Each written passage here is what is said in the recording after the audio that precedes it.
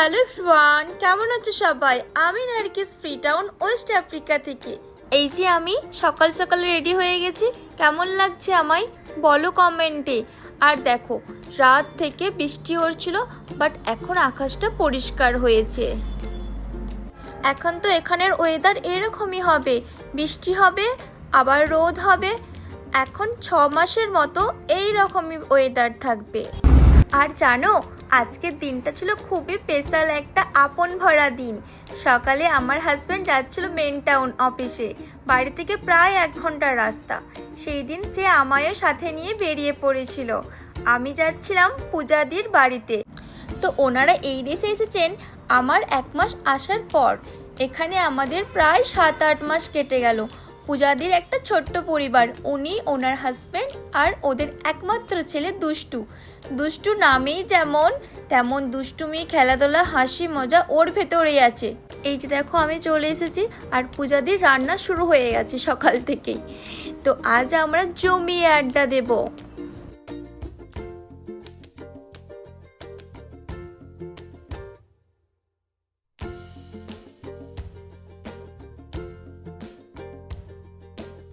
আর জানো, খাওয়ার পাশাপাশি আমি রান্নার কিছু টিপসও শিখছিলাম, কারণ আমি তো কখনো রান্নাই করিনি, মাই সব করতেন। এখন এখানে এসে ধীরে ধীরে শিখছি, তাই একটু টিপসও নিয়ে নিলাম। পেস্ট মাটন মাটন কষা, চিংড়ি মাছের মালাইকারি, ভেজ পোলাও। মুগ ডালটা এখন হচ্ছে গাইস। হ্যাঁ, আবার খাওয়ার সময় দেখানো হবে। ওই দিদি আমাকে অনেক আদর করে খাইয়েছিলেন, তোমরা তো দেখতেই পাচ্ছ। পোলাও, চিংড়ি মাছের মালাইকারি, মাটন, স্যালাড, আর এই যে নতুন খাবার কাসাবা পেস্ট, এটা আমি এখানে নতুন শিখেছি। এবার বাড়িতে যেয়ে বানাবো আর তোমাদের সাথে শেয়ারও করবো।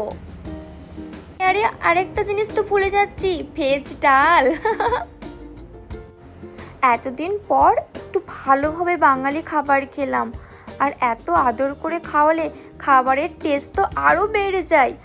আর কি বলবো, মাটনটা যা হয়েছিল জানো, মাটনটা রান্না করেছিল দাদার হাতে তো জাদু আছে, মাটনটা একদম অসাম। আর দিদির হাতে কি কম জাদু? চিংড়ি মাছটা যা রান্না করেছিল কি বলবো তোমাদের। আর জানো, সবচেয়ে ভালো লেগেছে দুষ্টুর একটা আফ্রিকান ফ্রেন্ড হয়েছে, যে ওর মতোই একই এজে, দুজনে মিলে সারাদিন খেলে বেড়ায়। ওদের একসাথে খেলতে দেখে আমার মনে হচ্ছিল ভাষা কালচার কিছুই বাধা না, বন্ধুত্বটা একদম মন থেকে হয়। হাই করে দাও দুষ্টু আমার ভিডিওতে।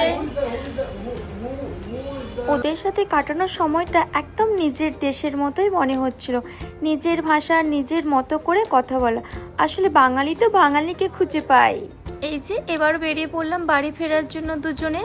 বাট দিনটা ছিল ছোট ছোট মুহূর্তগুলো খুব সুন্দর, নিজের মানুষ, নিজের ভাষা আর নতুন নতুন শিখে নেওয়া, এইভাবেই সুন্দর একটা দিন কেটে গেল। তো টাটা, আবারও দেখা হবে পরের ভিডিওতে।